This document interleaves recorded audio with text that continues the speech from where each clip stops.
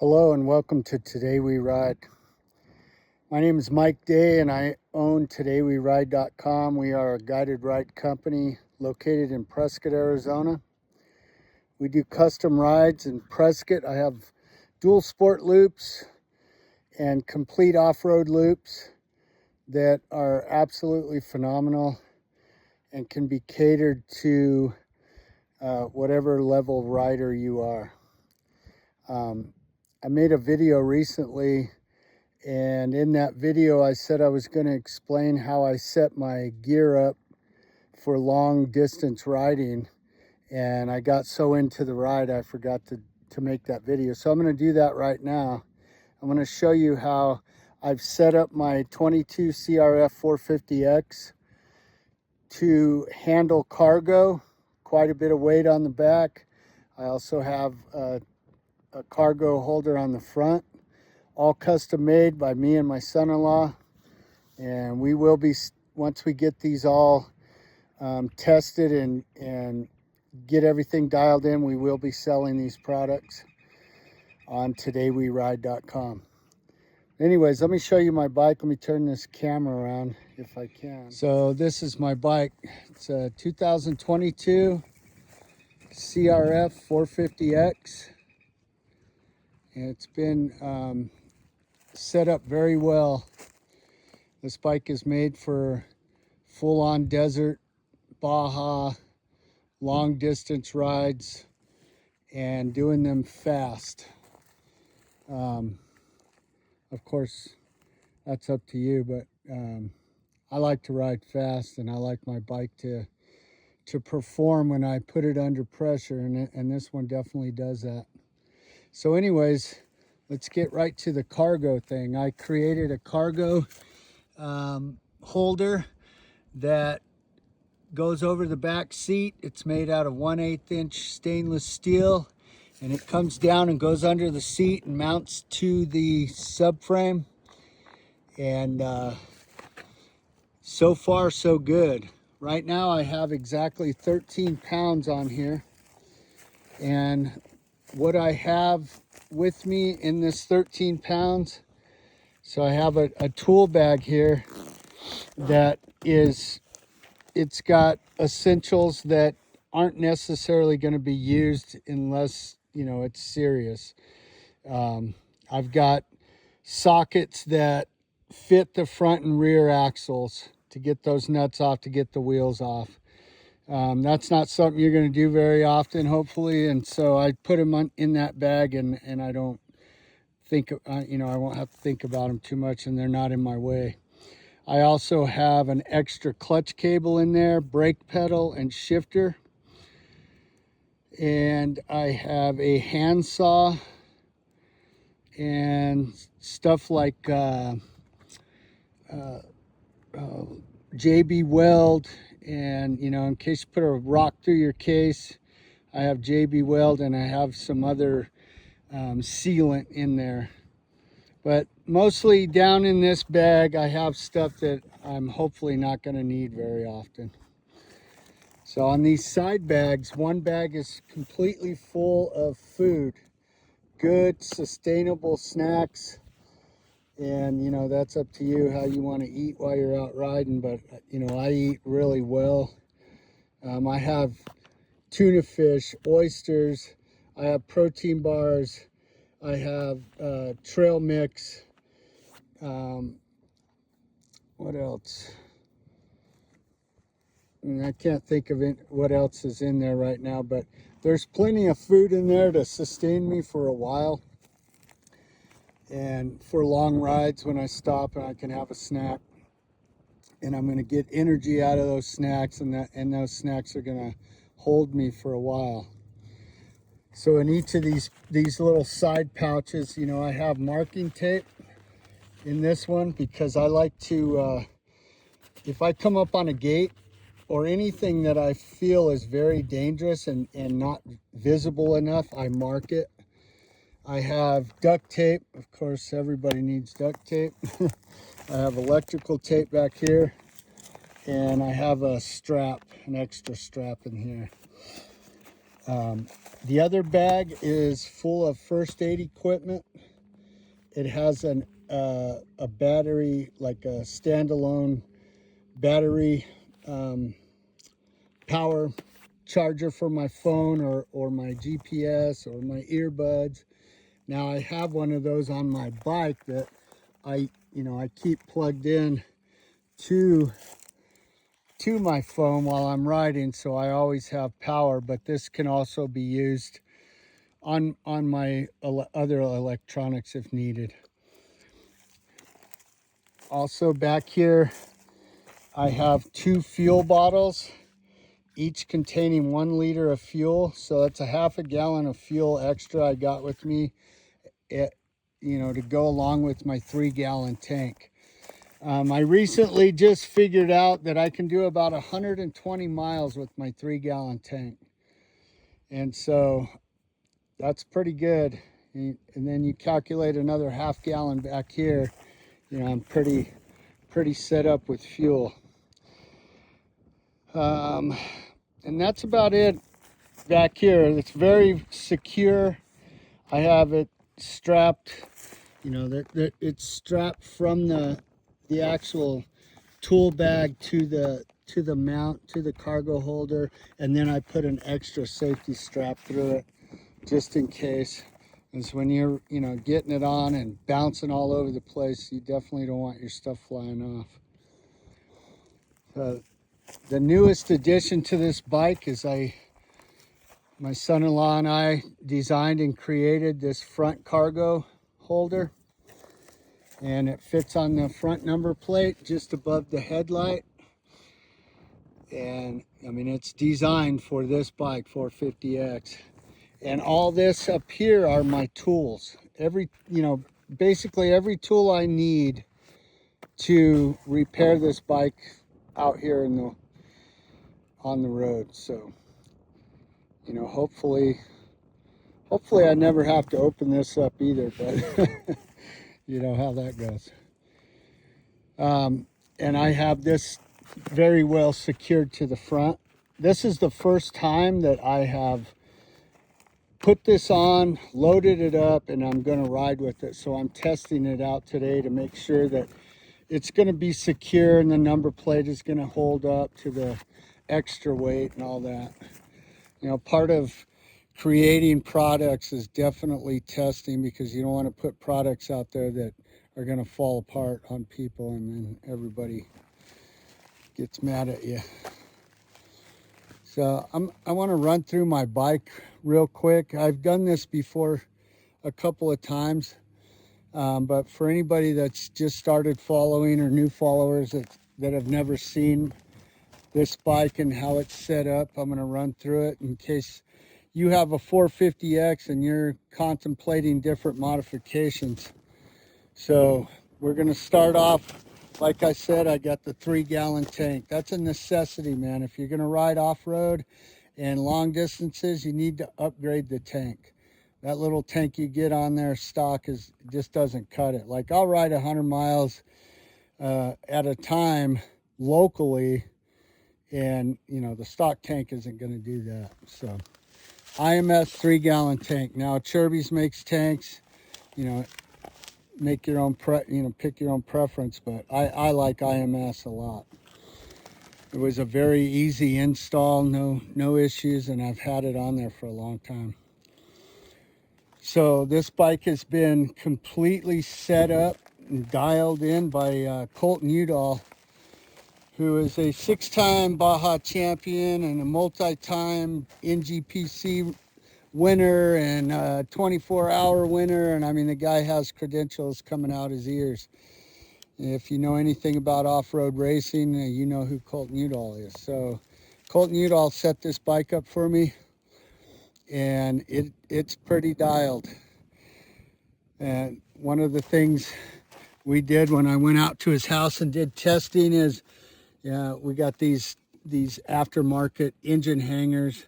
I have titanium engine mounts right there, and then there's a bolt that goes through the motor and the frame. That's the stock one is solid, the same size all the way through, and this one has a taper in it, And all of this gives the bike more flexibility, that gives the chassis more flexibility. It definitely makes a difference. Other thing, something else I have is I have IMS Enduro Core foot pegs that are a 1/2 inch down and a 1/2 inch back from stock. I have this aftermarket AS3 brake pedal that has the foldable tip on it. You know, I have some blingy stuff on here that doesn't make any damn difference, but it looks cool. You know, this and, you know, the cap on the master cylinders, and same thing up here. I run ASV brake handle and ASV Pro Clutch perch. I have these G2 ergonomic flag style hand guards. I actually doubled them up because they're pretty flimsy, and so I doubled them up, and you know, they're still flimsy, but they're not as flimsy, and they work pretty good. To be honest with you, I really love Molecule hand guards. They're awesome, and I'll probably be switching these out to the Molecules like I have on my other bike, because you literally can run into trees and break branches with those things. They're the best hand guards I've ever had, but they're on my other bike.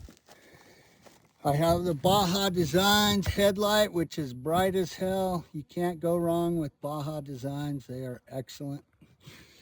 I have AHM factory service suspension. This suspension is freaking dialed. Tires, this is the first time I've put these tires on. These are Dunlop D606s. They're dual sport tires, DOT approved. The tires have nitro mousses installed. This is a test day for these tires. I've never used them before, and I've heard great things about them. They're very aggressive, which I like. I'm a big dirt guy. I'm not a big street guy, even though I do ride on the street with this thing. But the last DOT tires I had on here, they were terrible in the dirt, and I had to get them off my bike. They were so unpredictable. I couldn't, you know, I was just all over the place. They were excellent on the street and on hard pack, but if there was any looseness to the dirt whatsoever, all I did is spin my wheels and slide all over, and I was not impressed. And just so you know, because I like to give real reviews, I don't get paid by anybody for anything. Everything that I do and I have done, I've paid for myself. So that tire that I'm talking about, it was the rear tire. It's the Tusk D Adventure tire. Excellent street tire and excellent hard pack, but absolute garbage on hard pack with gravel. Like if you want to just spin your tire all the time, put one of those on. You know, I have the Tusk rear brake caliper guard, or brake rotor guard, and it's all integrated to hold the caliper. And I have the AS3 caliper guard. I have AS3 steel braided brake lines in red, custom to the bike. Pretty sweet. Not necessary, but looks good. Of course, I have the Yoshimura full exhaust. It's the R4 full exhaust. From Champion Adventures, which Colton Udall owns. I did the coolant delete. Basically, it's an emissions delete kit, and got rid of all that extra weight and all that crap that really sucks the power out of your bike, that lawyers require Honda to put on the bikes. None of it's any good, and if you have one of these bikes, get rid of that crap. I have a custom-made throttle jockey ribbed grip seat with my company name on it. Throttle Jockey does custom seats with whatever you want written on it. Really cool. I love this seat, man. It holds you in place wherever you want to be. I have a Vortex ECU that was programmed by Twisted Development. Excellent. Very, very good power. Lots of good maps. Of course, there's 10 maps on there, and really good. Jamie over at Twisted Development does an excellent job, and I highly recommend. I also highly recommend XPR Motorsports. My other bike has an XPR programmed Vortex in it, and those programs or those maps are really good. I love them a lot. All right, so I have a TM Design Works full skid plate. This thing is great, man. I slam stuff all the time, and I just slide right over it, and it goes all the way back and covers the linkage. I've got the Tusk silicone radiator hoses. Can't think. Let's see. I am a AME grip dealer, and of course I run AME grips on my bike. These are the tri-grips. These things are excellent. AME grips, the only reason I became a dealer is because I love their grips so much. They're sticky. You will not lose your grip with AME grips. I promise you that. And I've never used these tri-grips before until recently, because I sold some to my son-in-law and he swore by them. I always run the full waffle, so I thought I'd give them a try, and man, I really like them. I thought they were going to be too hard because they didn't have those extra ribs on them, but they're not. They're actually squishy. I don't know if you can see that. They're squishy and sticky, and I really like them.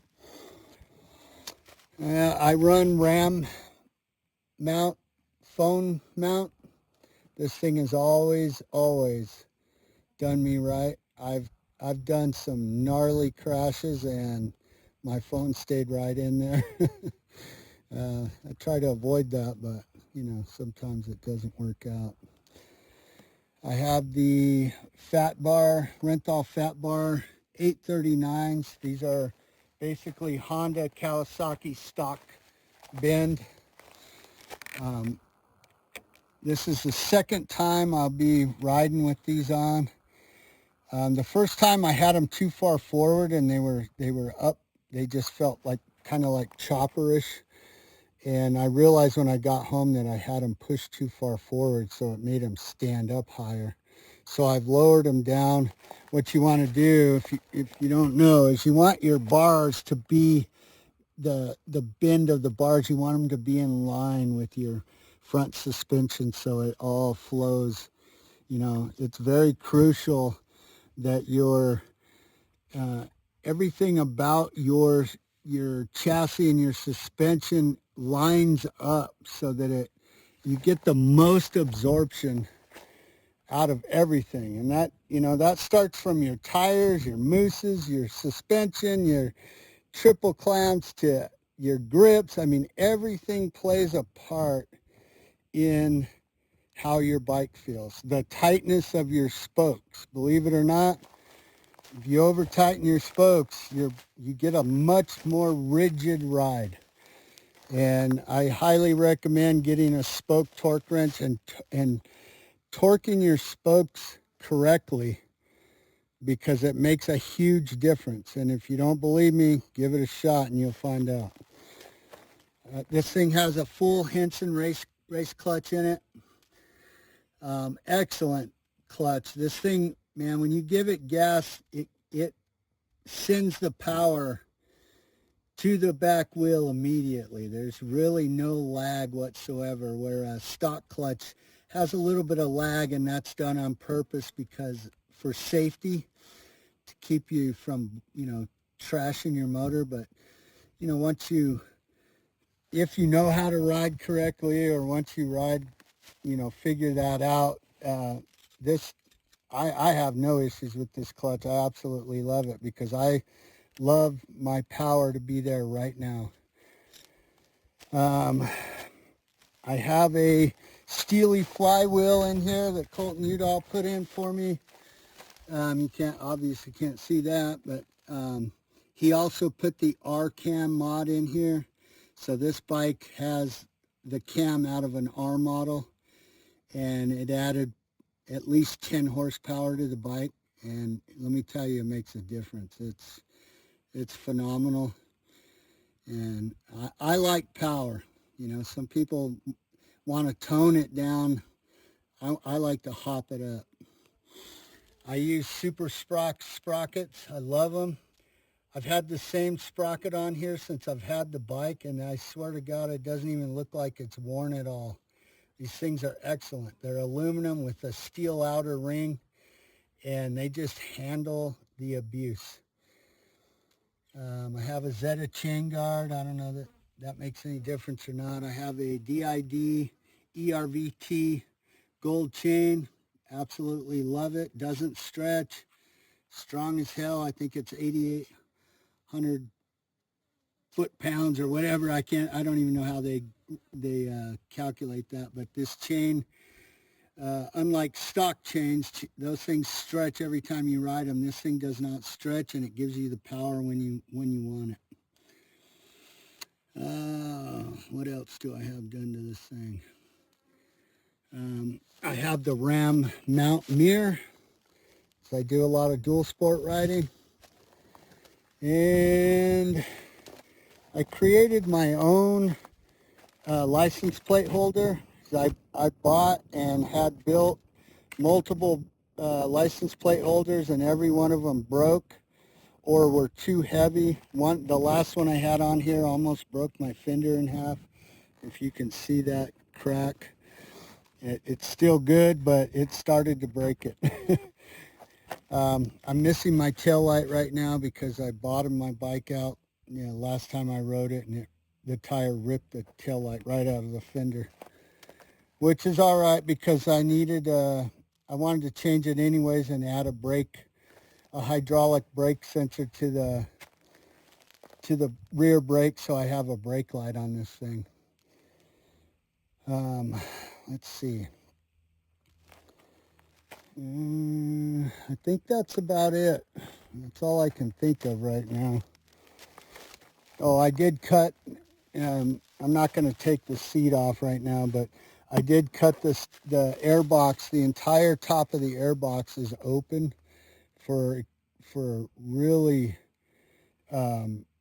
good airflow. Like this thing sucks air like a jet or something. But that makes a huge difference in let me tell you something. If you plan on doing these upgrades, you need to know what you're going to do before you get your ECU done, because your ECU has to be programmed for the specific modifications you've made, such as pipe, any kind, like the R-cam, if you had a high compression piston, if you had a second fuel injector, if you cut the air box out, like you need to be able to tell whoever's going to program your ECU, you got to tell them these mods. Or what you're going to do is you're going to buy an ECU and you're going to keep sending it back every time you modify your bike, because it won't run right unless it's programmed for those modifications. So keep that in mind. Don't buy your ECU first. Figure out what you're going to do as a whole package and do it all at once. Like if you know you're going to get a pipe and a cam and all the... And the reason I'm telling you this is because I've had to send my ECU back 2 or 3 times to get it reprogrammed, because I didn't have the money at the time when I bought a pipe and an ECU. Well, then I did the cam, I did the flywheel, I cut the air box out, I did all this stuff as I went, and I had to keep sending my ECU back and getting it dialed in. The other thing I have on this bike is I have golfer brake rotors and golfer brake pads. These are a very good upgrade. Not to say that stock aren't good, but these just seem to grip better and faster. I really like them, and I do like the way they look. Okay, I think that's it for the bike, and I'm sure there's something I missed, but you got the gist of it. Now I want to show you one other thing, and that's my riding vest. So if you're riding off-road, you really need to be prepared. And when I say off-road, I mean long-distance rides. Like I rode from Prescott to Lake Havasu. That's a 185-mile ride through the desert. You better be prepared. And this is why this back cargo holder and this front cargo holder ended up getting made, because I realized I needed this stuff when I did a ride like that. I was like, wow, I need to be able to carry things more efficiently than on my body, because I was carrying everything on my body. And man, let me tell you, I'm 60 years old and it puts a beating on you. So my whole goal was to get all that weight off of my body and put it on my bike. So that's what I've done. But in addition to that, I use this Clem Arsenal riding vest, and this thing is excellent. It has big pockets down low in the front, and then two smaller ones above it. And then it has pockets on the side of these smaller ones, and those are ventilated.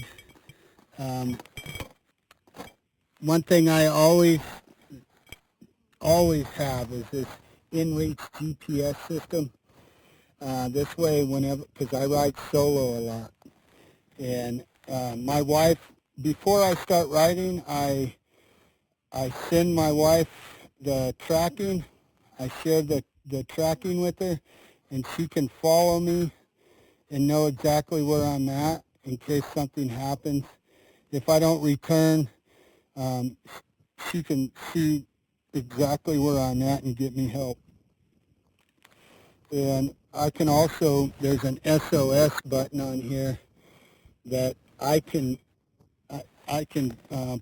hit, and it'll call Garmin directly, and they will send the necessary rescue for you. It's a very necessary tool if you ride alone, or it doesn't matter if you just ride big rides out in the middle of nowhere, or even small rides, and you know you're out there alone, or just even if you're with other people and somebody gets seriously hurt, you can get a hold of somebody because it's all satellite. Very good tool. I also have, if you see this, if you know about this, you know this is a Guardian bell. My mom gave me this. My grandparents and my mom grew up riding, and they were Harley riders, but they never went anywhere without their Guardian bell. This is it looks after you. It's supposed to keep you from harm. So far, it's done me well. And I'm a very superstitious rider, so I really appreciate that little thing, and I hear it ringing, and it makes me think. So in this vest on the back, there's you can actually, it comes with a tool pouch, and you can actually strap it to the back right here, which is what this tool pouch is. But I don't want it on my back. I want it on my bike, so I don't use it anymore. It has a 3-liter water bag in it.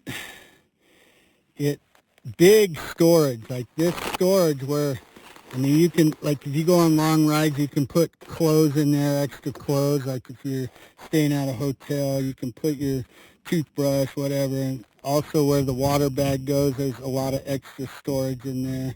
And then you have these 2 side pouches. They're long cylinder type pouches, so if you wanted, I mean, whatever you want to put in them, It's up to you, but like if you wanted to bring extra water or extra fuel, like I could put another liter of fuel in each one of these with those fuel bottles. So I could actually have a gallon of extra fuel.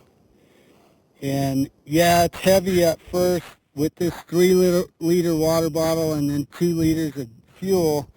But as you burn up your fuel, you can start pouring it out of there so you get that weight off you. So the early part of your ride when you're fresh and strong, you can handle the weight, and then as you go, you can get rid of that weight by dumping it in your tank. This is made by Clem, and once again, I get nothing from anybody. I've never asked anybody for anything. Maybe I should. And this is my company, Today We Ride. It's actually today-we-ride.com. And I do guided rides, dual sport, and all types of off-road riding. Long rides, short rides, 2-hour minimum. You go to the website, book a ride. It's $40 an hour cash. Or if you want to pay with a credit card, it's, I think, $45 or $50 an hour. And if you have more than one person, each person up to 3, you get a discount. So keep that in mind. I guarantee you that's the cheapest guided rides that you'll find. And I'm going to tell you right now, the rides are awesome. If you're looking for hard enduro, that's not me. I don't do hard enduro. If you want to do that, call someone else. Okay, so I think that's it. Now I'm going to go ride and test this stuff out. Put these cargo holders through the ringer again, and really want to see how these tires perform, because the way they look like I'm going to love them. All right, guys, I really appreciate you tuning in and listening to me jab. I hope what I've showed you and told you will help you in some way. Have a good day. Today we ride out.